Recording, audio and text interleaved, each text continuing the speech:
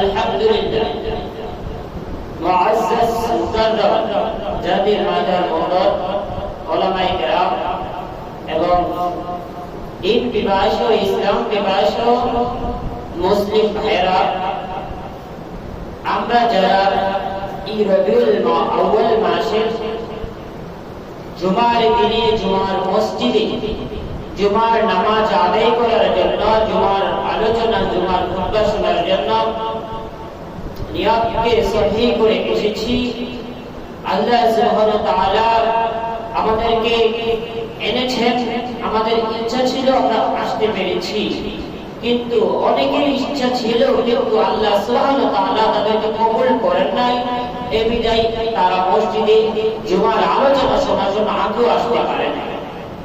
আল্লাহ সুবহানাহু ওয়া তাআলা আমাদেরকে এত নিয়ামত দান করেছেন যে আল্লাহ তাআলা অসংখ্য অগণিত শুকরিয়া যে আল্লাহ সুবহানাহু ওয়া তাআলা আমাদেরকে ইহকাল জিন্দেগি যেটা রয়েছে এই ইহকাল জিন্দেগিতে সুখময় জিন্দেগি কাটবার জন্য, আবাদুল আবাদ জিন্দেগি, মৃত্যুর পরের জিন্দেগিটাকে আলোকময় সুন্দর করার জন্য, অন্ধকার কবরকে আলোকময় করার জন্য, বিছানাবিহীন কবরকে বিছানা করার জন্য, অন্ধকার কবরকে আলোকময় করার জন্য, এই একটা অন্ধকার টুকরাকে জান্নাতের টুকরা বানানোর জন্য, জান্নাতের বাগান বানানোর জন্য, মসজিদে এসে হিদায়াতের কথা শোনার জন্য আল্লাহ সুবহানাহু ওয়া তাআলা তৌফিক দান করেছেন। আমরা এই এলাকার ভিতরে অনেক মুসল্লি রয়েছে, তাদের ইচ্ছা থাকা সত্ত্বেও তারা আসতে পারে নাই। কেউ হয়তো তার কাজের ব্যস্ততার ভিতরে রয়ে গিয়েছেন, হয়তো কেউ তার ব্যবসা বাণিজ্যের ভিতরে রয়ে গিয়েছেন, অথবা কেউ হেলায় সময়টাকে ব্যয় করে দিয়েছেন। এই জন্য আল্লাহ সুবহানাহু ওয়া তাআলার দরবারে শুকরিয়া আদায় করি যে সুবহানাল্লাহ, মালিক আমাকে আপনাকে সবচেয়ে আগে মসজিদে আসবার জন্য, বসবার জন্য, আলোচনা করার এবং শোনার জন্য তৌফিক দান করেছেন। এজন্য আমরা জোরে সোরে জবানকে ছেড়ে দিয়ে মালিকের দরবারে শুকরিয়া জ্ঞাপন করে বলি আলহামদুলিল্লাহ। আল্লাহ সুবহানাহু ওয়া তাআলা কালামুল্লাহ শরীফের ভিতরে ঘোষণা করে গিয়েছেন, লা ইন শাকারতুম লাযিদান্নাকুম ওয়া লা ইন কাফারতুম ইন্না আযাবি লাশাদীদ। আল্লাহ সুবহানাহু ওয়া তাআলা বলেন, যে ব্যক্তি নিয়ামতের শুকরিয়া আদায় করতে পারবে, আমি ওই আল্লাহ পাক রব্বুল আলামিন ওই বান্দার নিয়ামতের শুকরিয়া আদায় করার কারণে আমি আল্লাহ পাক রব্বুল আলামিন তার নিয়ামতকে বাড়িয়ে দিই। বলেন সুবহানাল্লাহ। আর পক্ষান্তরে যে ব্যক্তি নিয়ামত পেয়ে নিয়ামতের শুকরিয়া আদায় করতে পারবে না, আল্লাহ সুবহানাহু ওয়া তাআলা বলেন তার নিয়ামতকে তো আমি ছিনিয়ে নেবই। শুধু তাই নয়, আমি আল্লাহ পাক রব্বুল আলামিন তাকে কঠিন আযাবের ভিতরে তাকে নিমজ্জিত করে দেব। নাউযুবিল্লাহ। আল্লাহ একজন প্রিয় হাবিব হযরত মুসা পয়গম্বর আলাইহিস সালাতু ওয়াস সালাম, উনি যখন আল্লাহ সুবহানাহু ওয়া তাআলার কাছে দিদার করার জন্য রওনা হলেন, ওই প্রতিমধ্যে একজন জোড়া থেকে নেমে একজন আওয়ামী জিজ্ঞাসা করলো, হে পয়গম্বর মুসা, আপনি যেহেতু আল্লাহ সুবহানাহু ওয়া তাআলার কাছে নিয়মিত দিদার করার জন্য, কথা বলার জন্য, কথোপকথন বলার জন্য, আলাপ আলোচনা করার জন্য আল্লাহ সুবহানাহু ওয়া তাআলার কাছে যান, তাহলে আমার একটা বার্তা আপনি নিয়ে যান। তখন পয়গম্বর মুসা বলেন, আপনার যে হাজির আছে আপনি বলতে পারেন। তখন পয়গম্বর মুসা আলাইহিস সালাতু ওয়াস সালাম ওই ব্যক্তিটা বলে যে আল্লাহ সুবহানাহু ওয়া তাআলা আমাকে এত নিয়ামত দান করেছেন, এত নিয়ামত দান করেছেন, এত টাকা পয়সা দান করেছেন, অর্থ করে দান করেছেন, নিয়ামত দান করেছেন, যে এগুলো দেখাশোনা করার জন্য যখন আমি সময় বের করি, তখন আল্লাহ সুবহানাহু ওয়া তাআলা দরবারে যে সময় কাটাবো, পাঁচ ওয়াক্ত নামাজ পড়ে একটু তাসবিহ তাহলিল করার জন্য প্রয়োজনীয় সময় অতিক্রম করবো, এই সময়টুকু আমি পাই না। আমি পাঁচ ওয়াক্ত নামাজ পড়ে আমার কর্মব্যস্ততার জন্য ছড়িয়ে ছিটিয়ে পড়তে হয়, কারণ আল্লাহ পাক রব্বুল আলামিন এতই নিয়ামত দান করেছেন, আমার রিজিকের ভিতরে এতই বরকত দান করেছেন, ব্যবসার ভিতরে এতই বরকত দান করেছেন, চাকরির ভিতরে এতই বরকত দান করেছেন, আমার পাঁচ ওয়াক্ত নামাজের পরে তাসবিহ তাহলিল করতে আমার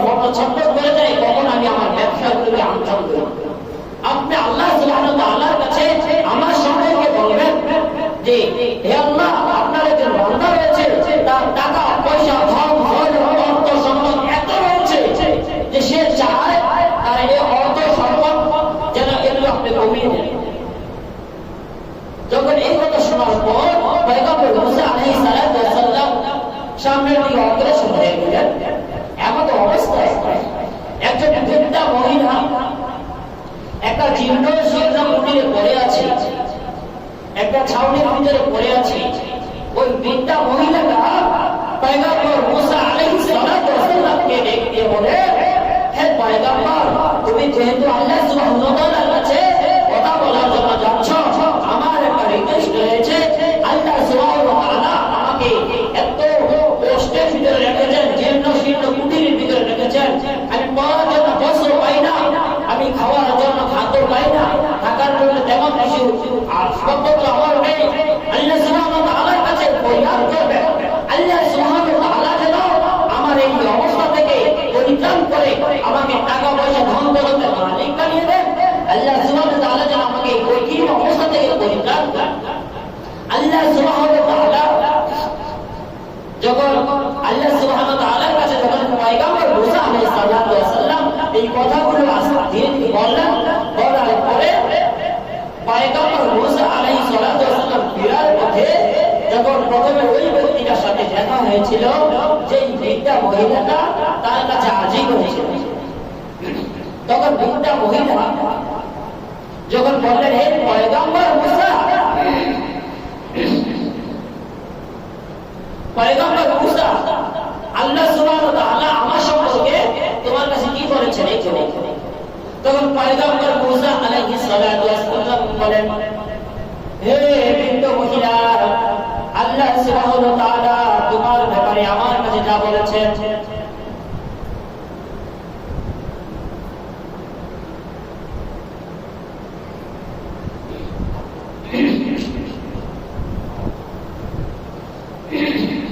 পয়গম্বর মুসা আলাইহিস সালাতু ওয়াস সালাম যখন ফিরার পথে ওই বৃদ্ধা মহিলার সাথে দেখা হয়ে গেল। দেখা হওয়ার সঙ্গে সঙ্গে বৃদ্ধা মহিলাটা বলতে লাগলো, হে পয়গম্বর মুসা, আল্লাহ সুবহানাহু ওয়া তাআলা আমার ব্যাপারে কি ঘোষণা দিয়েছেন আমাকে একটু বলো। এবার পয়গম্বর মুসা আলাইহিস সালাতু ওয়াস সালাম ওই বৃদ্ধা মহিলাটাকে ডাক দিয়ে বলে, ভগবান, ও বৃদ্ধা মহিলা, তোমার ব্যাপারে আল্লাহ পাক রব্বুল আলামিন বলেছেন তোমার এই অবস্থা থেকে পরিত্রাণ হয়ে যাবে। আল্লাহ সুবহানাহু ওয়া তাআলা তোমাকে যে নাজ নিয়ামত দান করেছেন, আল্লাহ পাক রব্বুল আলামিন তোমাকে যাই কাজ দান করেছেন, এর ব্যাপারে যদি তুমি শুকরিয়া আদায় করো, তাহলে আল্লাহ সুবহানাহু ওয়া তাআলা তোমার নিয়ামতকে বাড়িয়ে দেবেন। তোমার এই কঠিন অবস্থায় তুমি রয়েছো, এই কঠিন অবস্থা থেকে তোমাকে পরিত্রাণ করা হবে। তোমার খাওয়ার জন্য খাদ্য নাই, আল্লাহ পাক রব্বুল আলামিন খাবারের ব্যবস্থা করে দেবেন। পড়ার জন্য তোমার কোনো বস্ত্র নাই, আল্লাহ পাক রব্বুল আলামিন ব্যবস্থা করে দেবেন। থাকার জন্য তুমি জীর্ণ শীর্ণ কুটিরে থাকো, এর ব্যবস্থা করে দেবেন। আল্লাহ সুবহানাহু ওয়া তাআলা তোমাকে যা কিছু দান করেছেন তার শুকরিয়া তুমি আদায় করতে থাকো। এই কথা বলার সাথে সাথে ওই বৃদ্ধা মহিলা রাগান্বিত হয়ে গেল, যে আল্লাহ পাক রব্বুল আলামিন আমাকে কি দান করেছেন, আল্লাহ পাক রব্বুল আলামিন তো আমাকে কিছুই দেন নাই, আমি কি করে আল্লাহ সুবহানাহু ওয়া তাআলার শুকরিয়া আদায় করব? আমি কি করে আল্লাহ সুবহানাহু ওয়া তাআলার শুকরিয়া আদায় করব? আল্লাহ পাক রব্বুল আলামিন আমাকে খাবারের জন্য তেমন কিছু দেয় নাই, পরিবার পরিধান করার জন্য কিছু দেয় নাই, থাকার জন্য সুন্দর কোনো ঘর দেয় নাই। আমি কেমন করে আল্লাহ সুবহানাহু ওয়া তাআলার শুকরিয়া আদায় করব? নাউযুবিল্লাহ বলেন। আল্লাহ পাক রব্বুল আলামিন উনি যখন যা কিছু পেয়েছে, উনি ওনার দুটো হাত রয়েছে, দুটো পা রয়েছে, রাত্র জাগরণ করার জন্য জীর্ণ শীর্ণ কুটিরে একটি ছাউনি রয়েছে। যখন উনি যদি যাই কিছু রয়েছে তার ভিতরে যদি আল্লাহ সুবহানাহু ওয়া তাআলা দরবারে শুকরিয়া জ্ঞাপন করতো, যে আল্লাহ তুমি আমাকে যে মানুষ করে সৃষ্টি করেছো, 18,000 মাখলুকাত থেকে শ্রেষ্ঠ করে তুমি আমাকে সৃষ্টি করেছো, এটার জন্য আমি শুকরিয়া আদায় করে শেষ করতে পারবো না। আমাকে তো তুমি জীর্ণ শীর্ণ একটি ছাউনি দিয়েছো, সেই জীর্ণ শীর্ণ ছাউনির ভিতরে আমি থাকতে পারি, এটার জন্য যদি সে শুকরিয়া আদায় করতো, তাহলে আল্লাহ সুবহানাহু ওয়া তাআলা তার এই কঠিন পরিণতি থেকে, অবস্থা থেকে আল্লাহ পাক রব্বুল আলামিন উদ্ধার করে দিত। কিন্তু এই বৃদ্ধা মহিলা আল্লাহ পাক রব্বুল আলামিন যাই কিছু দান করেছে তার জন্য যখন না শুকরিয়া আদায় করলো, আল্লাহ পাক রব্বুল আলামিন যখন রাগান্বিত হয়ে গেল, আল্লাহ পাক রব্বুল আলামিন রাগান্বিত হয়ে গিয়ে আল্লাহ পাক রব্বুল আলামিন এমন ঝড়ো ঠান্ডা বায়ু বাতাস প্রেরণ করে দিলেন।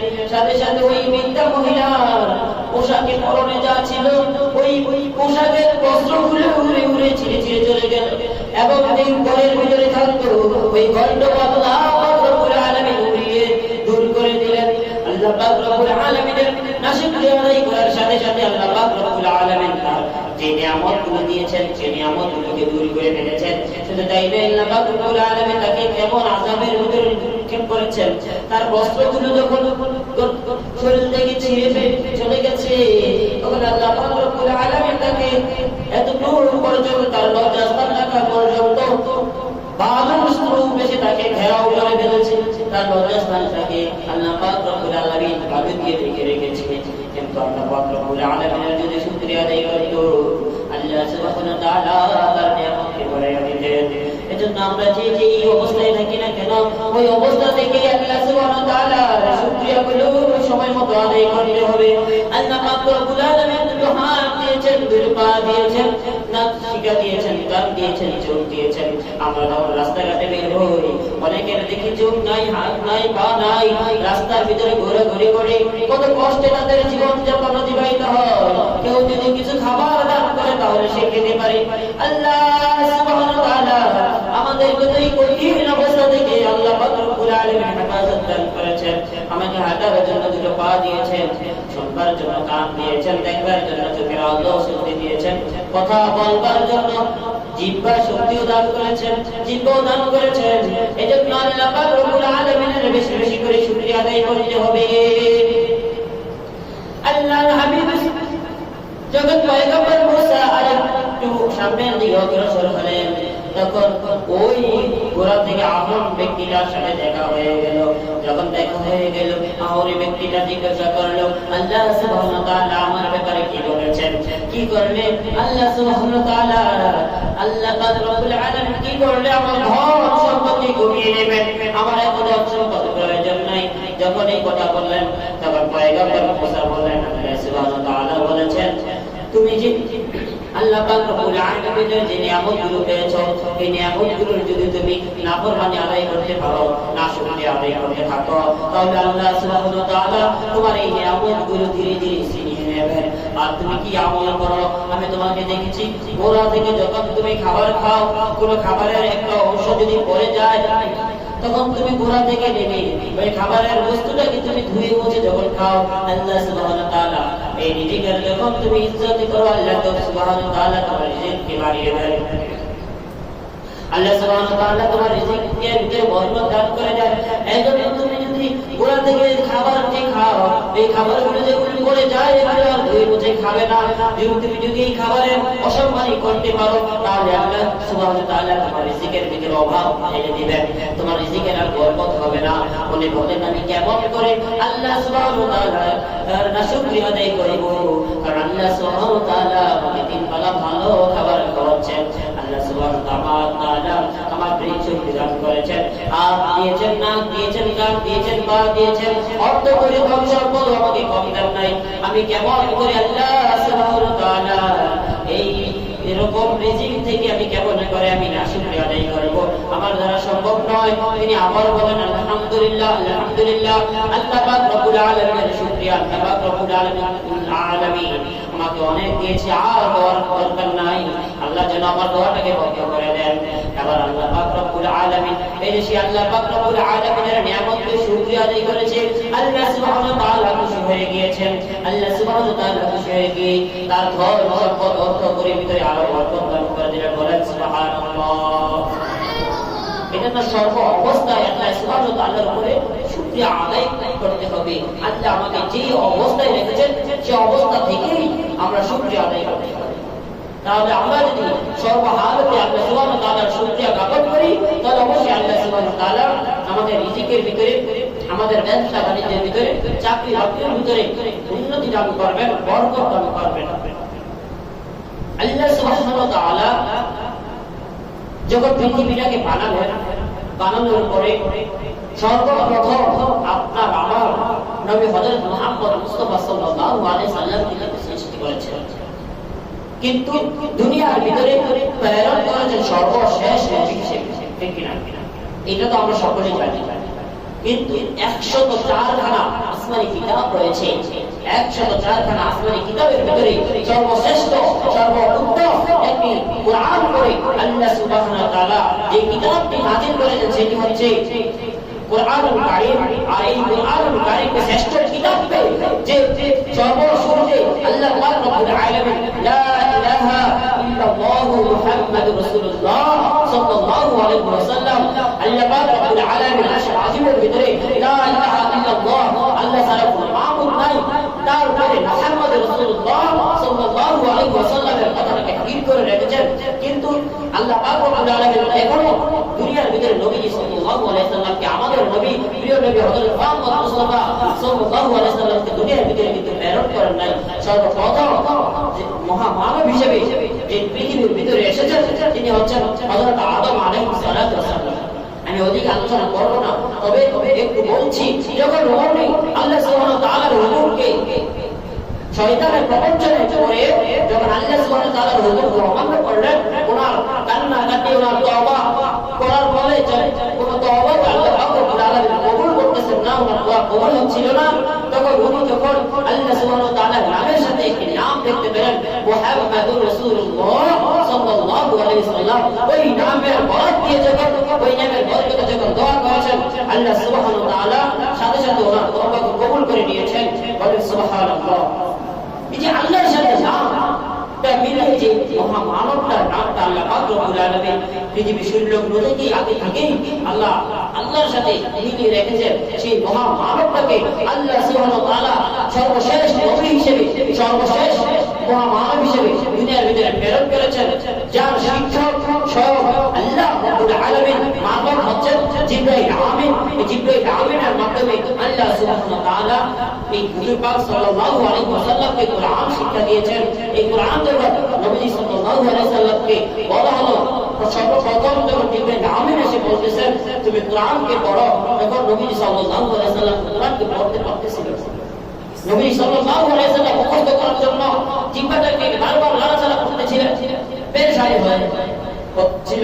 যখন নবী সাল্লাল্লাহু আলাইহি ওয়াসাল্লামের এই অবস্থা, তখন জিবরাইল আমিন নবীজিকে তার মুখের সাথে মুখটা মিলিয়ে একটা চাপ দিলেন। চাপ দেওয়ার সাথে সাথে নবী সাল্লাল্লাহু আলাইহি ওয়াসাল্লাম একটা ব্যথা অনুভব করলেন।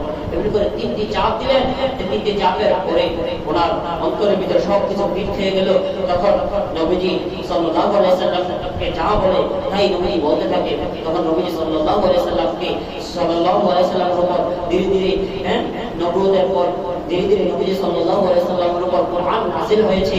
যে কোরআনটাকে 104খানা কিতাব রয়েছে, তার থেকে শ্রেষ্ঠ কিতাব করে দুনিয়ার ভিতরে প্রেরণ করেছেন। যে কিতাবটাকে কোথায় রাখবে, যখন পাহাড়কে বলা হলো, পাহাড় বলল এই কিতাবের ভার আমি সহ্য করতে পারবো না। নদী নালা জলাশয় যাকে বলা হলো, জমিন আসমান বলতেছে এই কিতাবের ভার আমার দ্বারা সহ্য করা সম্ভব নয়। এই কোরআনকে আল্লাহ পাক রব্বুল আলামিন নবী সাল্লাল্লাহু আলাইহি ওয়াসাল্লামের কলমের ভিতরে ঢেলে দিয়েছেন। আর আজকে আমরা সমাজের ভিতরে আজকে আমরা দেখতে পাই যে এই বাংলাদেশের ভিতরে, গোটা বিশ্বের ভিতরে, আমরা বিশ্বের কথা বাদ দিলে বাংলাদেশের ভিতরে এই হিন্দু সংখ্যালঘু কিছু লোক রয়েছে, মুসলমান কিছু লোক রয়েছে। আজকে আমরা বাংলাদেশে যে সংখ্যালঘু লোক, হিন্দু বর্গ, অমুসলিম যাদেরকে আমরা তাদেরকে সংখ্যালঘু বলে থাকি, যে তাদের উপরে আজ পর্যন্ত আজকে মুসলমানের উপর থেকে কোনো হামলা দামলা কোন রকমের অত্যাচার নির্যাতন তাদের উপরে কিন্তু করা হয় নাই।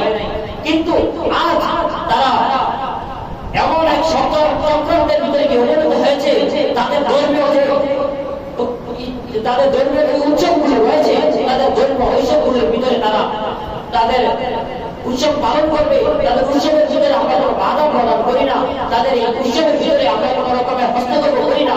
কিন্তু তারা এমন একটি ন্যাক্কারজনক কাজ করেছে, এই জমানার ভিতরে আমরা দেখতে পাই যে ভারত বাংলাদেশ এবং বাংলাদেশের ভিতরে সর্বশ্রেষ্ঠ একজন আলেম ছিলেন আল্লামা আহমদ শফী হাফিজাহুল্লাহ রহমাতুল্লাহ আলাইহি। উনি যখন জীবিত ছিলেন, সারা বিশ্বের মানুষ যে সৌদি আরব থেকে, সৌদি আরব রাজশাহ এসে ওনার কাছে দোয়া জন্য এসেছিল, ওই বিশ্ব থেকে সকল বড় বড় ওলামায়ে কেরাম ওনার কাছে এসে দোয়ার জন্য আবেদন করেছিলেন, ওনার কাছে মুসাফা করার জন্য এসেছিলেন, একবার দেখার জন্য এসেছিলেন। দুনিয়ার কোনো বরকতে নয়, ওনার শিক্ষাগত যোগ্যতার বরকতে নয়,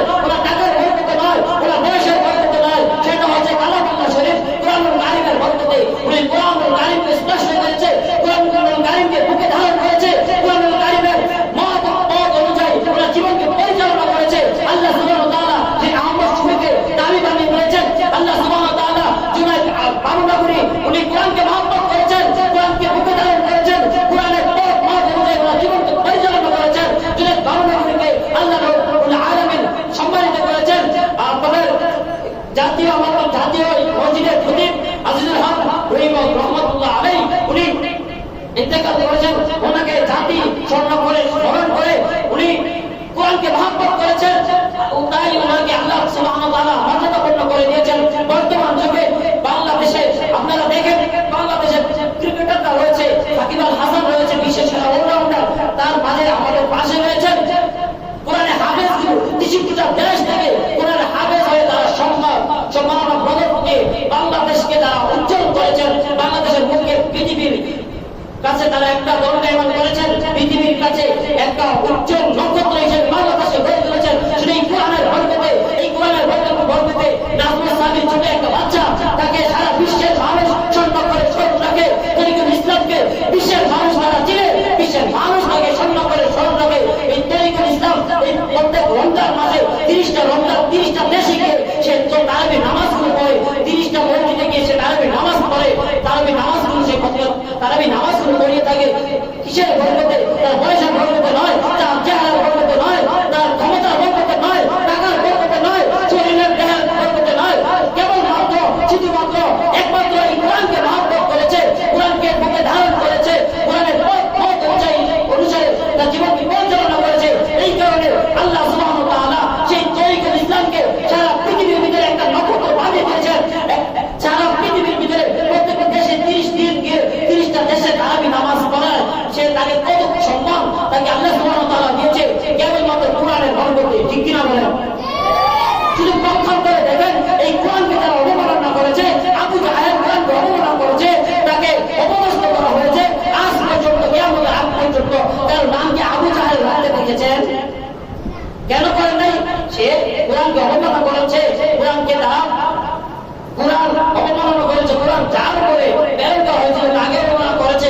যখন নবী সাল্লাল্লাহু আলাইহি সাল্লাম নবুয়ত পাওয়ার আগ মুহূর্তে তাকে আলামের নামে যারা জানতো, ইহুদি খ্রিস্টান বলতো, যারা ওই সময়ে যারা বেদুইন ছিলেন, তারা আমানতদার হিসেবে, বিশ্বাসী হিসেবে নবীজির কাছে টাকা ধার রাখতেন, টাকা আমানত রাখতেন। যখন নবীজির উপরে কোরআন নাযিল হয়ে গেল, নবুয়ত পেয়ে গেলেন, তখন তারা নবীজির দুশমন হয়ে গেল। এই নবীর যেই শরীরে মৌসা মাসি মশা হারাম ছিল, সেই শরীরটাকে রক্তাক্ত করে দিয়েছিল, সেই আবু জাহেলগুলো, উতবা সাইবাগুলো তারা কোরআনের বিরোধিতা করেছে, কোরআনের যার ভিতরে কোরআন আছে তার বিরোধিতা করেছে। আল্লাহ সুবহানাহু ওয়া তাআলা তাদেরকে অপদস্থ করেছেন, তাদেরকে লাঞ্ছিত করেছেন। কিয়ামতের আগ পর্যন্ত তাদের নাম রাখবার মতো কোনো দুঃসাহস কেউ করে না। কি করে? দেখেন আজকে দেশের ভিতরে হিন্দু, বৌদ্ধ, খ্রিস্টান, তাদের বাচ্চার নাম আবু জাহেল রাখে না, উতবা রাখে না, সাইবা রাখে না। যুগে যুগে যারাই এই কোরআনের বিরোধিতা করেছে, কোরআনকে নিয়ে অবমাননা করেছে, তাদেরকে আল্লাহ সুবহানাহু ওয়া তাআলা কঠিন থেকে কঠিন শাস্তি দিয়েছেন। যে কিছুদিন আগে আপনারা দেখলেন খ্রিস্টানের যে মুসলমানের দুশমন নবীজিকে নিয়ে গালি দিয়েছিল, তার করুণ অবস্থায় হয়ে কিন্তু সে মৃত্যুবরণ করেছে। আপনারা জানেন জর্জ ডব্লিউ বুশ যে কোরআনের অবমাননা করেছে, কোরআনের অবমাননা করেছে, আল্লাহ সুবহানাহু ওয়া তাআলা একজন সাংবাদিকের পায়ের জোড়া তার গালে লাগিয়েছেন। ঠিক কিনা?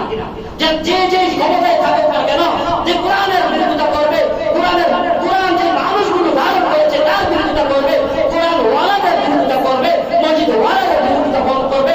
ফলে কোরআন ওয়ালা কারা যে রিক্সা চালায়, আমরা যে রিক্সা চালায় তাকে আমরা রিক্সা ওয়ালা বলি, যে গাড়ি ড্রাইভার তাকে গাড়ির ড্রাইভার বলি।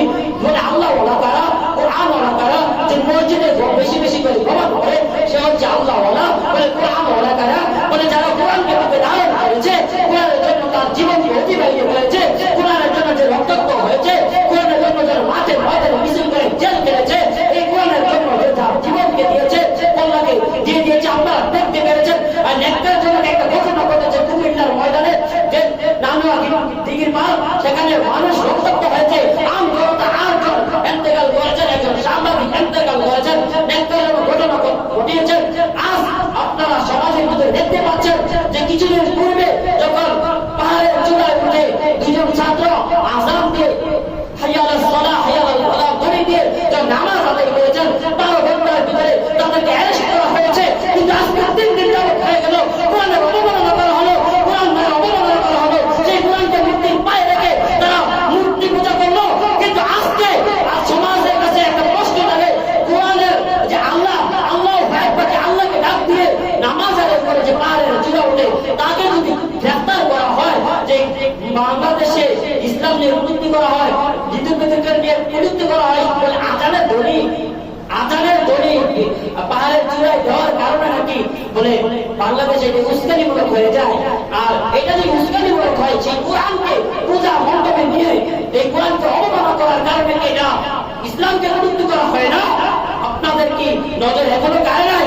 আজও আপনাদেরকে হাত পায়ে বা হাত পা বিনোদন করে আপনাদেরকে বলি, যারা অবরস্ত রয়েছেন তাদেরকে আপনারা উপযুক্ত শাস্তি দেন। আজ উপযুক্ত শাস্তি না দেন তাহলে কিন্তু আপনারা যে যুগে যে জাতি ইসলামের বিরোধিতা করেছে তাদেরকে আল্লাহ পাক রব্বুল আলামিন ধ্বংস করে দিয়েছেন। আর যারা বিরোধিতা করেছে তাদেরকে সাপোর্ট দিয়েছেন, তাদেরকে আল্লাহ সুবহানাহু ওয়া তাআলা ধ্বংস করে দিয়েছেন। আজকে যারা কোরআনের বিরোধিতাকারীদেরকে আপনারা গ্রেফতার করতে পারতেছেন না, তাদেরকে আপনারা সাপোর্ট করতেছেন। আজকে যারা এই ওলামায়ে কেরাম আম জনতা মাঠে নামে কোরআনের অবমাননা যারা করেছে তাদের বিরুদ্ধে যখন হুঙ্কার দিতে গিয়েছিল, আজকে প্রশাসন বাহিনী আমার ভাইয়েরা তাদেরকে রক্তাক্ত করেছে, গুলি করেছে, নিহত করে দিয়েছে, আহত করে দিয়েছে। কাল কিয়ামতের ময়দানে আপনি কোরআনের বিরোধিতাকারী হিসেবে উঠবেন, আপনার হাসর নাসর হবে আবু জাহেল, উতবা, সাইবা, তার থেকে কঠিন পরিণতি আপনার হবে। আপনি জেনে রাখুন, আপনি যদি আপনার জিন্দেগিটাকে সাজাতে চান, আপনি যদি আপনার জিন্দেগি যে দুনিয়ার জিন্দেগিটা রয়েছে, এই দুনিয়ার জিন্দেগিতে যদি আপনি সুখে শান্তিতে থাকতে চান এবং মৃত্যুর পরে জিন্দেগিটাকে যদি আপনি জান্নাতময় করতে চান, আপনার অন্ধকার কবরটাকে যদি আলোকময় করতে চান, আপনার অন্ধকার কবরটাকে যদি জান্নাতের টুকরা বানাতে চান, তাহলে কোরআনকে মহব্বত করেন। তাহলে আল্লাহ সুবহানাহু ওয়া তাআলা এই কোরআনকে মহব্বত করার কারণে আপনাকে দুনিয়াতে মানুষ আপনাকে মহব্বত করবে।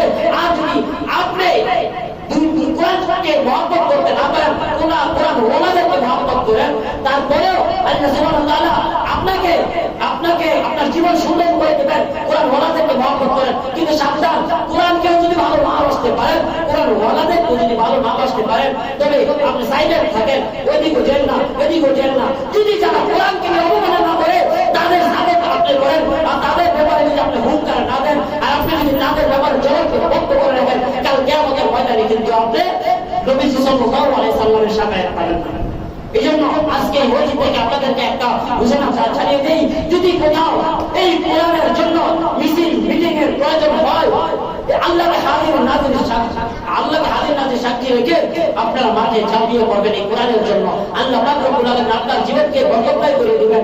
আপনি যদি এই কোরআনের জন্য মাঠে নেমে আপনার জীবন থেকে রক্ত ঝরাতে পারেন, আপনার জীবন যদি এই কোরআনের জন্য বিলীন করে দিতে পারেন, আপনি হয়ে যাবেন শ্রেষ্ঠ মানব, আপনি হয়ে যাবেন এই কোরআনের জন্য মহব্বতকারী, কোরআনের জন্য জীবন দানকারী। আর যে কোরআনটাকে আল্লাহ পাক রব্বুল আলামিন মেনে দিয়েছেন নবীজি বলে যায়, আর যে নবীজি কোরআনের কারণে সম্মানিত হয়ে গিয়েছেন, আর কোরআনটা আল্লাহ পাক রব্বুল আলামিন আসমানি কিতাব হিসেবে নাযিল করে দিয়েছেন, এই যে কোরআনের জন্য জীবনকে অতিবাহিত করতে পারবেন, জীবনকে শহীদ করে দিতে পারবেন এই কোরআনের জন্য, আল্লাহ সুবহানাহু ওয়া তাআলা আপনাকে সেই মর্যাদা দান করে দেবেন। সুবহানাল্লাহ। আর আমরা তীব্র নিন্দা জানাই তাদেরকে যারা এই চক্রান্তমূলক কাজগুলো করেছে, যারা এই চক্রান্তমূলক কাজকে করেছে, সেটা কোরআনের ভিতরে, তারা কিন্তু কোরআনের উপরে আঘাত করে নাই, 16 কোটি মুসলমানের কলিজার ভিতরে আঘাত করেছে, আমাদের নবীজির কলিজার ভিতরে আঘাত করেছে। আর যারা নবীজির কলিজার ভিতরে আঘাত করে আর তাদের বিরুদ্ধে যদি হুঙ্কার না দেয়, যে আমরা দেখতেছি আমার বাবাকে কেউ যদি গালি দেয়, আমার বাবা অফিস আদালতের কাগজগুলো যদি কেউ ছিঁড়ে টুকরো টুকরো করে ফেলে, তাকে যদি কেউ পায়ের নিচে অবস্থানিত করে, আমার যেন সহ্য হয় না। আমার বাবাকে গালি দেওয়ার কারণে, আমার বাবার কিতাবেরকে গালি দেওয়ার কারণে, আমার বাবার কাগজগুলোকে অবমাননা করার কারণে যদি আমার বরখাস্ত না হয়, তাহলে যে মহান মানব যার উপরে কোরআনকে নাযিল করা হয়েছে, সেই কোরআনকে এত অবমাননা করলো, যদি আজকে আমার এই কোরআনকে অবমাননা করার কারণে যদি আমার পরিচয়ের ভিতরে বেদনা না লাগে, তাহলে বুঝতে হবে আমি প্রকৃত মুসলমান হতে পারি নাই, প্রকৃত মুসলমান হতে পারি নাই। যদি নিজেকে প্রকৃত মুসলমান হিসেবে দাবি করতে হয়, তাহলে কোরআনের জন্য যদি উপরস্থ অবস্থা থেকে কোন হুকুম আসে যে কোরআনের জন্য মিছিল মিটিং প্রয়োজনে যা কিছু আছে, আমরা সেই মাঠে গিয়ে তাদের সাথে অংশগ্রহণ করবো। হয়তোবা আমি কিছুই করতে পারবো না, আমি আমার স্থান থেকে তীব্র নিন্দা জানাতে পারবো। রাসূল সাল্লাল্লাহু আলাইহি সাল্লাম কবরে শুয়ে সব দেখতেছেন, আল্লাহ সুবহানাহু ওয়া তাআলা দেখতেছেন যে কোরআনের জন্য কে মিছিল করেছে, কোরআনের জন্য কে গলাকে পাঠিয়ে দিয়েছে, কোরআনের জন্য কে সময়কে ব্যয় করে রাস্তায় দিয়েছে। আল্লাহ সুবহানাহু ওয়া তাআলা এই সময়টাকে বরকতময় করে দিবেন। কোরআনকে যারা ভালোবেসেছে তাদেরকে আল্লাহ সুবহানাহু ওয়া তাআলা দুনিয়ার ভিতরে বরকত দান করেছেন। আপনারা যদি দুনিয়ার ভিতরে বরকতময় হতে চান, তাহলে কোরআনের জন্য আপনারা নেমে যান, কোরআনের জন্য আপনারা সময়কে ব্যয় করে দেন। আল্লাহ সুবহানাহু ওয়া তাআলা আপনাদেরকে কোরআনের জন্য যদি আপনারা কথা বলেন, কোরআনের জন্য যদি আপনি ফেসবুকে স্ট্যাটাস দেন, আজকে দেখেন কোন নেককার ঘটনা, এই মানুষগুলো খবরগুলো জেনে যাবে যার করে নেটগুলো অফ করে দেওয়া হয়েছে। আপনারা কি জানেন এই যে নেটগুলো অফ করে নাই, তার সে কোরআনের অবমাননা করেছে। এত বড় বাস্তবে নেট অফ করে নাই, নেট বাস্তবে অফ করে নাই, সে কোরআনের অবমাননা করলো। কারণ আর এই ঘটনাগুলো ওই বিশ্ব জানবে যে কোরআন, হিন্দুরা তাদের পূজার মণ্ডপের ভিতরে কোরআনকে অবমাননা করেছে। ওই বিশ্ব জেনে যাওয়ার ভয়ে উনি অফ করে দিয়েছেন, নেট অফ করে দিয়েছেন। 3G 4G মোবাইলে আমার মেসেজ আসলো যে আপনার 3G 4G স্বামীকের জন্য অবন্ধ করার দেওয়ার জন্য আমরা স্বামীভাবে দুঃখিত, অফ করে দিয়েছে। অবস্থাটা আমরা যদি কিছু করতে না পারি ইসলামের জন্য, মুসলমানের জন্য, কোরআনের জন্য, কোরআন ওয়ালাদের জন্য, আল্লাহ ওয়ালাদের জন্য যদি কিছু না করতে পারি, সাইলেন্ট থাকি, মনে মনে তাদের সাপোর্ট দিই, আমি আমলিক করি, আমি বিএনপি করি, আমি জামাত ইসলাম করি, আজকে যদি আমি কোরআনের পক্ষে কথা বলি আর কোরআনের পক্ষে কথা বলার কারণে আমার জেল আসতে পারে, ফাঁসি আসতে পারে, ঠিক আছে। আপনি যদি আপনার জীবনকে বেশি মূল্যায়ন করে থাকেন, ঠিক আছে, আপনি কথা বলার দরকার নেই, কিন্তু মনে মনে ওই কাজটাকে ঘৃণা করতে থাকেন। তাও সর্বনিম্ন স্তর, ইমানের সর্বনিম্ন স্তর যে অন্যায় কাজ হবে তাতে বাধা দেওয়া, যদি না হয় তাদেরকে বলা, আর যদি তাও না হয় সর্বনিম্ন স্তর হচ্ছে মনে মনে তাকে ওই কাজটাকে ঘৃণা করা। আমরা আলোচনা যেহেতু আমরা কিছুই করতে পারবো না, যদি মাঠে ময়দানে গিয়ে মিছিল মিটিং করার সুযোগও না হয়, আন্দোলন করার সময়ও না হয়, শরীর থেকে রক্ত দৌড়ানোর ক্ষমতাও না থাকে, কোরআনের জন্য যদি জীবনও না দিতে পারি, কোরআন ওয়ালাদেরকে মহব্বত করবো, এটা সাপোর্ট করবো। যারা মিছিল মিটিং এ যাবো তাদেরকে সাপোর্ট দেবো, তাদেরকে উৎসাহিত করবো, তাদের পক্ষে থাকবো, তাহলে কোরআন ওয়ালাদের পক্ষে থাকা হবে। যদি কোরআন ওয়ালাদের পক্ষে থাকা হয়, রাসূল সাল্লাল্লাহু আলাইহি ওয়াসাল্লামের পক্ষে থাকা হবে। আর যে রাসূল সাল্লাল্লাহু আলাইহি ওয়াসাল্লামের পক্ষে থাকলো সেই আল্লাহ সুবহানাহু ওয়া তাআলার পক্ষে থাকলো, আর যে আল্লাহ সুবহানাহু ওয়া তাআলার পক্ষে থাকলো সেই বিনা হিসাবে জান্নাতে চলে গেল। আল্লাহ সুবহানাহু ওয়া তাআলা আমাদের সকলকে কোরআনকে মহব্বত করার তৌফিক দান করুন। এই কোরআনের অবমাননা যারা করেছে তাদেরকে তীব্র নিন্দা জানিয়ে তাদের বিরুদ্ধে হুঙ্কার দেওয়ার মতো তৌফিক দান করুন। আল্লাহুম্মা আমিন। যারা আমরা পড়ে এসেছি